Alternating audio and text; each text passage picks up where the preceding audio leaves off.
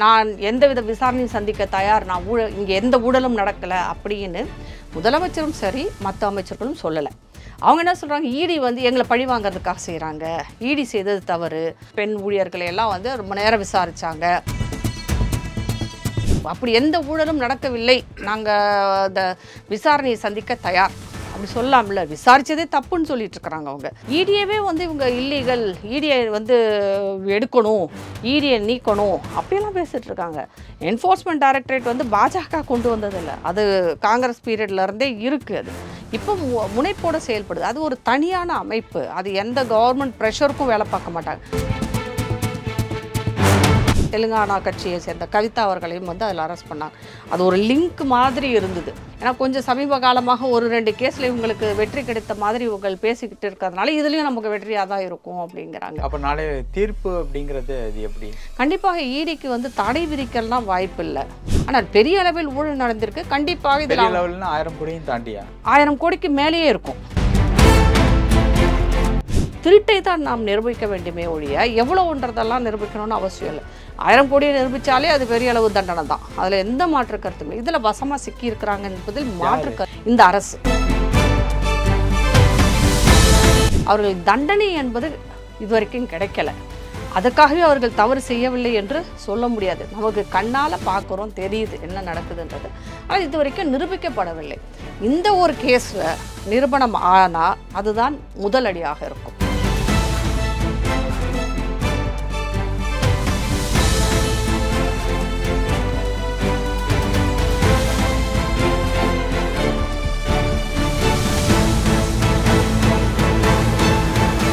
Real one நேயர்களுக்கு வணக்கம். இன்று நம்மளுடைய நேர்காணலுக்கு அரசியல் விமர்சகர் திரு ராதா தேவர் அவர்கள் நினைச்சிருக்காங்க. மேடம் வணக்கம்.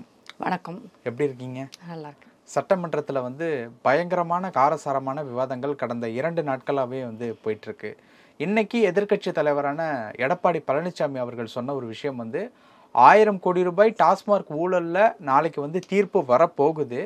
அதில் நீங்கள் எதுவுமே சொல்லாமல் அமைதி காக்கிறது அப்படிங்கிறது அந்த ஊழலை நீங்களே ஒத்துக்கிற மாதிரி அப்படிங்கிற ஸ்டேட்மெண்ட்டை சொல்லிவிட்டு அதற்காக அவங்களுக்கு இடம் கொடுக்காதனால சட்டமன்றத்திலேருந்து வெளிநடப்பு செய்கிறது அப்படிங்கிற ஒரு விஷயத்த வந்து பண்ணியிருக்காங்க. சமீப நாட்களாக சட்டமன்ற வெளிநடப்பு அப்படிங்கிறது ரொம்ப இயல்பான ஒரு விஷயமாகவே மாறிடுச்சு. பட் அந்த கேள்விக்கே அமைதியாக இருக்கிறது அப்படிங்கிறது தான் நம்மளை கேள்வி கேட்க வச்சிருக்கு. அந்த கேள்விகளும் அந்த ஊழலையும் எப்படி பார்க்குறது? இதில் ஒரு விஷயத்தில் நான் வந்து இப்போ எடப்பாடி அவர்கள் இப்போ தான் சரியான அரசியல் முன்னெடுப்பை எடுத்திருக்கிறார் என்று தோன்றுகிறது. இது வரைக்கும் அவர் வந்து ஒரு ஸ்ட்ராங்கான எதிர்ப்போ எதுவுமே காமிக்காமல் இருந்தவர் இப்போ அதை பற்றி நிறைய பேச ஆரம்பிச்சிருக்காரு. ஒரு எதிர்க்கட்சியாக திமுக நடந்த அளவுக்கு அதிமுக நடக்கவில்லை என்பது தான் என்னுடைய ஆதங்கமாக இருந்தது. இப்போ அந்த எதிர்க்கட்சி என்னும் அந்த முனைப்பை வந்து காமிக்கிறாங்க. அது பாராட்டத்தக்கது தான். ஏன்னா எதிர்க்கட்சியோட வேலையே இதுதான். ஒரு ஆளும் கட்சியில் இருக்கும் தவறுகளை சுட்டி காட்டுவதுதான் எதிர்க்கட்சியோட வேலை. அவர்களுக்கு அந்த ஒரு அழுத்தம் இருந்தால்தான் அந்த ஆளும் கட்சி சரியாக வேலை செய்யும். இதை சிறப்பாக செய்தவர்கள் திமுக. அவங்க இருந்தப்போ அதிமுகவிற்கு எதிர்த்து அவங்க நிறைய விஷயங்கள் செஞ்சாங்க. அது நியாயம் இல்லையா என்று பார்ப்பதை விட அவர் முதல்வர் இப்போ இருக்க முதல்வர் சொன்ன வார்த்தைகள் தான். எதிர்க்கட்சி என்ன அவியலா செய்யும் இல்லை அரசியலா செய்யும் அப்படின்லாம் கேட்டிருந்தார் இல்லையா, அந்த இதை தான் சொல்லும். ஸோ அவர் வந்து அரசியல் செய்கிறார். அந்த அரசியலை இப்போ தான் இவர் முன்னெடுத்திருக்காரு. இந்த 3-4 ஆண்டு காலமாக இது நடக்கலை. சரியான ஒரு எதிர்கட்சியாக அவர்கள் செயல்படவில்லை என்பது தான் ஒரு உண்மை. இப்போ அதை செய்கிறார். இப்போ இந்த டாஸ்மாகை பொறுத்த வரைக்கும் இவர்கள் மேல் ஒரு குற்றச்சாட்டு இருக்கிறது. 1000 கோடி ரூபாய்க்கு மேலே ஊழல் நடந்திருக்குன்ற இடி சொல்லியிருக்கிறாங்க. அதற்கான ரெய்டு நடத்தி இருக்கிறாங்க. அங்கே சில விஷயங்கள்லாம் எடுத்திருக்காங்க. அது பெரிய விஷயமாக்கப்படுது. அதற்கு முன்பே இவங்க ஒரு பாட்டிலுக்கு 10 ரூபாய் மேலே வாங்குறாங்க. செந்தில் பாலாஜி மேலே இதுதான் குற்றச்சாட்டு. உங்களுக்கு 10 ரூபாய் வாங்குறாங்க அப்படிங்கிற ஒரு குற்றச்சாட்டு பொதுவாக பரவலாக பொதுமக்களை வச்சிருக்கிற ஒரு குற்றச்சாட்டு தான்.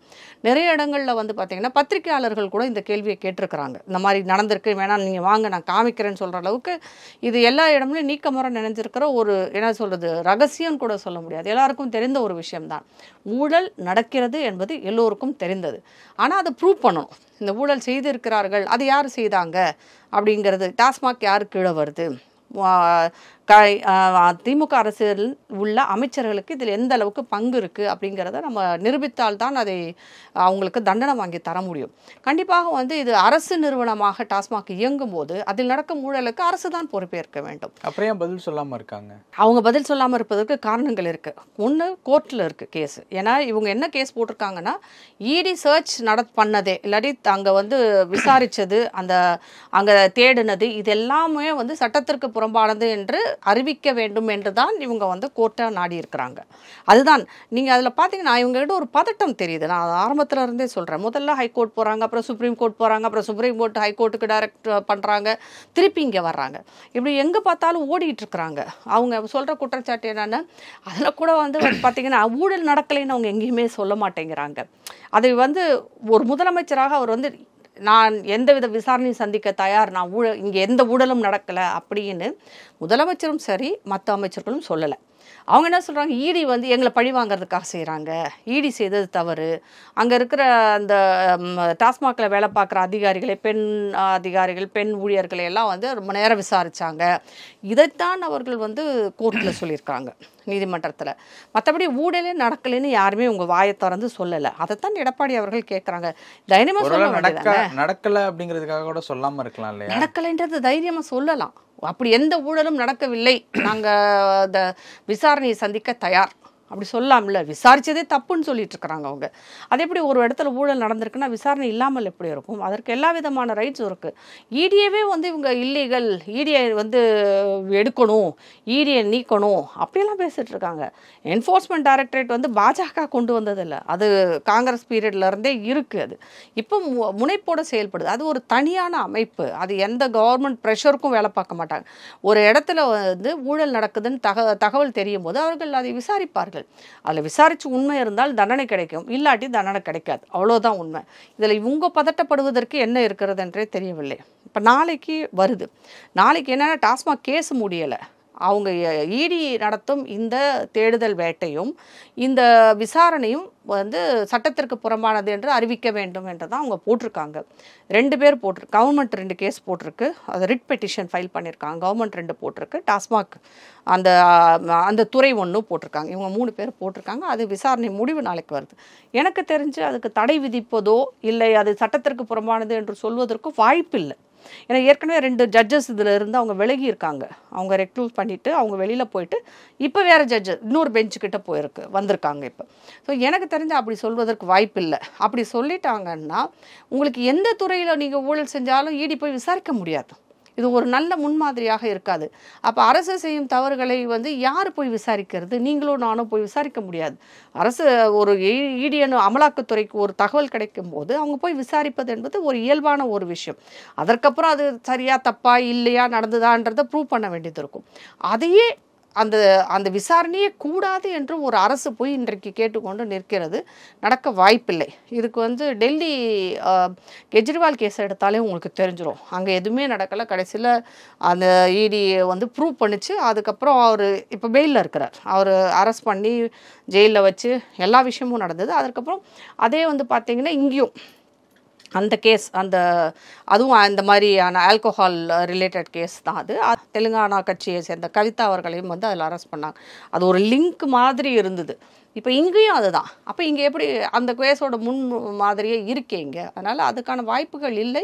இவங்க அதை தடை வாங்குவதற்காக முயற்சி செய்து கொண்டு இருக்கிறார்கள். ஏன்னா கொஞ்சம் சமீப காலமாக 1-2 கேஸில் இவங்களுக்கு வெற்றி கிடைத்த மாதிரி இவங்க பேசிக்கிட்டு இருக்கிறதுனால இதுலேயும் நமக்கு வெற்றியாக தான் இருக்கும் அப்படிங்கிறாங்க. அப்போ நாளை தீர்ப்பு அப்படிங்கிறது அது எப்படி?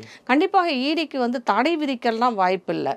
அது சட்டத்திற்கு புறம்பானது என்று சொல்வதற்கும் வாய்ப்பில்லை. அப்படி தான் கருதுறேன். வேணும்னா அவங்க 2-3 கண்டிஷன்ஸ் வேணால் போடலாம். அவ்வளோதான் கோர்ட்டு செய்யுமே தவிர மொத்தமாக இந்த விசாரணையை நிப்பாட்டும் என்பது தவறு. அப்படி செய்வதற்கு வாய்ப்புகள் இருப்பதாக எனக்கு தெரியலை.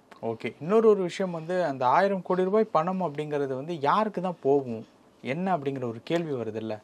அதுக்கு தான் இந்த விசாரணையே. 1000 கோடி ஊழல் நடந்திருக்கு. ஆனால் இதில் யார் தவறு செய்தார்கள்? அமைச்சர்கள் ஈடுபட்டிருந்தார்களா? எத்தனை அதிகாரிகள் ஈடுபட்டு இதில் என்ன ஆகும்னா, அதிகாரிகள் சில பேர் வந்து கன்ஃபெஷன் அவங்களே வந்து ஒத்துக்கிட்டு வர்றதுக்கு வாய்ப்புகள் இருக்குது. அவங்க சாட்சியம் கூறுவதற்கு வாய்ப்புகள் இருக்குது. அவங்க பிறர் சாட்சியாக மாறுவதற்கும் வாய்ப்புகள் இருக்குது. எல்லா வாய்ப்புகளுமே இருக்குது. சாட்சிகள் வந்து இவங்களுக்கு சாதகமாக பேசுகிறதுக்கும் வாய்ப்பு இருக்குது. நிறைய விஷயங்கள் இருக்குது இதில். ஏன்னா அதிகாரிகள் பயப்படுவாங்க அமைச்சர்களை விட. ஏன்னா அவங்க அடுத்தடுத்த அரசுகளிடம் வேலை பார்க்க வேண்டியிருக்கு. யாரோட தூண்டுதல் பேரிலோ செய்திருந்தால் அவங்க அதை வந்து கண்டிப்பாக வந்து அவங்க அமலாக்கத்துறையிடம் வந்து கன்ஃபர்ஸ் பண்ணுறதுக்கான வாய்ப்புகள் நிறைய இருக்குது. அவங்க அமலாக்கத்துறை என்ன அறிவிச்சிருக்காங்களே, எங்ககிட்ட நிறைய டாக்குமெண்ட்ஸ் நாங்கள் சேர்த்துருக்கோம் எடுத்திருக்கோன்னு சொல்கிறாங்க. இது தவறு நடந்திருக்குது, 1000 கோடி ஊழல் நடந்திருக்கிறதுக்கான தகவல் எங்கிட்ட இருக்குன்னே சொல்கிறாங்க. இன்னும் யாரெல்லாம்ன்றதை அவங்க இப்போ சொல்ல மாட்டாங்க. அது விசாரணையின் முடிவில் தான் வெளியில் வரும். அவங்க அதெல்லாம் எஃப்ஐஆர் போட்டு அதுக்கப்புறம் தான் அதெல்லாம் தெரியும். இப்போதைக்கு அதை பற்றியான தகவல் எதுவும் இல்லை. ஆனால் பெரிய அளவில் ஊழல் நடந்திருக்கு. கண்டிப்பாக இதில் 1000 கோடியும் தாண்டியா 1000 கோடிக்கு மேலேயே இருக்கும். உங்களுக்கு ஊழல் வந்து பெரிய அளவில் இருந்திருக்கும். இந்த 1000 கோடியை தான் உங்களுக்கு வந்து ப்ரூவ் பண்ண முடியும். உங்களுக்கு 10,000 கோடி கூட நடந்திருக்கும் ஊழல். எல்லாத்தையும் நம்ம வந்து நிரூபிக்கிறது கஷ்டம். ஏன்னா அவ்வளோ பெரிய அளவில் ஊழல் நடந்திருக்கும் போது நிரூபிக்கிறதுன்றது என்பது கஷ்டமான ஒரு விஷயம். ஆனால் 10 ரூபாய் திருடினாலும் திருட்டு தான், 10 லட்சம் திருடினாலும் திருட்டு தான். ஆனால் தண்டனை என்பது ஒன்றாகத்தானே இருக்கும். இவ்வளோ நடந்தால் இவ்வளோ வருஷம் அப்படியெல்லாம் எதுவுமே கிடையாது. திருட்டை தான் நாம் நிரூபிக்க வேண்டுமே ஒழிய எவ்வளோன்றதெல்லாம் நிரூபிக்கணும்னு அவசியம் இல்லை. 1000 கோடியை நிரூபித்தாலே அது பெரிய அளவு தண்டனை தான். அதில் எந்த மாற்று கருத்தும் இல்லை. இதில் வசமாக சிக்கியிருக்கிறாங்க என்பதில் மாற்று கருத்தே இந்த அரசு. யாருன்னு சொல்ல முடியாது, நமக்கு தெரியல. அது விசாரணையின் முடிவில் தான் தெரியும். குறிப்பிட்டு சொல்றீங்கல்ல, அதிகாரிகளா இருக்கலாம், அமைச்சர்களா இருக்கலாம் அப்படின்ட்டு. அதுல தலைமை குடும்பத்தினரும் இருப்பாங்களா அப்படின்னு ஒரு சந்தேகம் இருக்கலாம். நமக்கு டவுட், அதாவது அவங்களுக்கு தெரியாம நடந்திருக்குமா என்பதில் தான் நமக்கு சந்தேகம் இருக்கே தவிர, தெரியாம எப்படி நடக்கும்? அதுதான் அதுல தான் தெரியாம நடப்பதற்கு வாய்ப்பு இல்லை. ஆனா வந்து நேரடியாக அவர்களுக்கு எதிராக சாட்சி இருக்குதா, எவிடன்ஸ் இருக்கான்றது தான் இங்கே முக்கியம். கோர்ட் வந்து பார்த்தீங்கன்னா அவங்களுக்கு எல்லாரும் நம்ம பேசுகிற மாதிரி வாட்ஸ்அப்பில் பேசுகிறதோ ஃபேஸ்புக்கில் போடுறதோ இல்லை பத்திரிகைகளில் வரதோ அவங்க எடுத்துக்க மாட்டாங்க. சரியான சாட்சிகள், எவிடன்சஸ் ரொம்ப முக்கியம் அவங்களுக்கு. அது இருந்தால் தான் அவங்க ஏற்றுக்குவாங்க. இந்த சாட்சிகள் எல்லாம் வரணும். அப்புறம் அவர்களுக்கு நம்ம அந்த சாட்சிகள், அப்புறம் சாட்சி கூற வேண்டிய மனிதர்களும் அங்கே இருக்கணும். சர்க்கம்ஸ்டான்ஷியல் எவிடன்ஸ் இருக்கணும். ப்ராப்பரான அந்த இது எல்லாம் இருந்தால்தான் தண்டனை கிடைக்கும். இது வரைக்கும் எனக்கு தெரிஞ்ச திமுக வந்து தண்டனை எதுவும் அனுபவித்ததாகவோ, அவர்கள் ஊழல் செஞ்சாங்கன்னு பல வருடங்களாக நம்ம பேசிகிட்டு இருக்கிறோம். விஞ்ஞான ஊழல்னு கூட இவங்களுக்கு ஒரு பேரே உண்டு பண்ணுறவங்கன்ட்டு. ஆனால் சாட்சிகள் வைத்து அவர்கள் செய்வதே கிடையாது. இது வரைக்கும் மாட்டினதில்லை. அப்படியே மாட்டி உள்ளே போனவங்களும் வெளியில் வந்திருக்கிறாங்க. இதெல்லாமே வந்து திமுகவோட ஹிஸ்ட்ரியிலே இருந்திருக்கு. அவங்க அமைச்சர்களும் சரி, அந்த குடும்பத்தாரும் சரி, இல்லை மற்றவங்களும் சரி, அவர்கள் தண்டனை என்பது இது வரைக்கும் கிடைக்கல. அதற்காகவே அவர்கள் தவறு செய்யவில்லை என்று சொல்ல முடியாது. நமக்கு கண்ணால் பார்க்குறோம், தெரியுது என்ன நடக்குதுன்றது. ஆனால் இது வரைக்கும் நிரூபிக்கப்படவில்லை.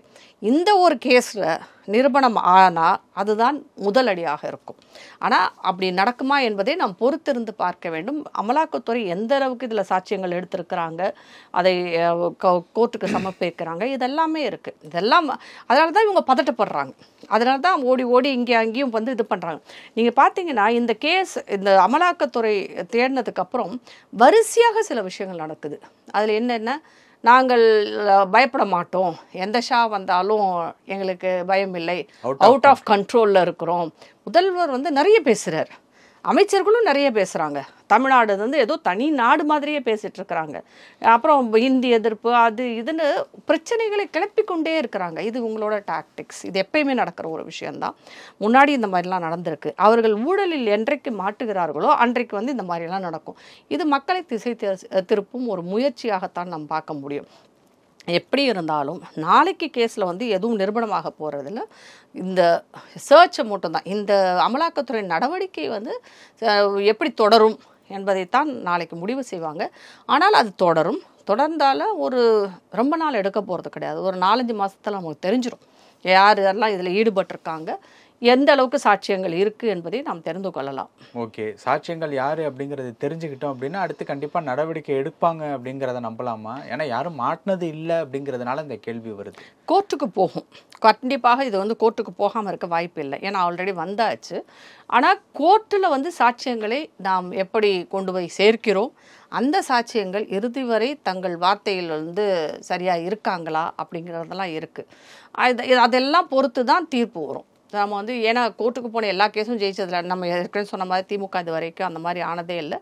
இந்த தடவை அந்த மாதிரி ஒன்று நடந்தது என்றால் அது முதன்முறையாகத்தான் இருக்கும் அவர்களுக்கு தண்டனை கிடைத்தது என்றால். ஆனால் அப்படி ஒன்று நடந்தால்தான் பல பேருக்கு வந்து பாடமாக இருக்கும் என்பது என்னுடைய கருத்து. இப்போ கெஜ்ரிவாலுக்கு வந்து எது இருக்கும், இன்னும் அவர் தண்டனை அவருக்கு கிடையாது. அவர் பெயிலில் தான் வந்திருக்கார். இன்னும் அவருடைய குற்றச்சாட்டும் வந்து சுத்தமாக நிரூபிக்கப்பட்டு தண்டனையெல்லாம் அவர் அடையலை. அவர் மேலே குற்றச்சாட்டின் பேரில் கைது செய்திருக்காங்க. அதுக்கப்புறம் வெளியில் வந்திருக்கிறார். ஆனால் அவர் அரசை இழந்திருக்கிறார். அங்கே டெல்லியில் வந்து அவர் வந்து ஜெயிக்கவே முடியாது என்ற இந்த நிலைமை மாறி இருக்கிறது என்று. அது இவர்களுக்கு அரசியலில் அது ஒரு பெரிய அடியாக இருக்கும். கண்டிப்பாக அது ஒரு நிரூபணமாகிற வரைக்கும் இவங்களுக்கு அது பெரிய அடியாக இருக்கும். அடுத்த தேர்தலில் அது எதிரொலிப்பதற்கான வாய்ப்புகள் நிறையவே இருக்குது. ஓகே மேடம், பல விஷயங்கள் பகிர்ந்துக்கிட்டீங்க. நேரத்துக்கு ரொம்ப நன்றி. நன்றி.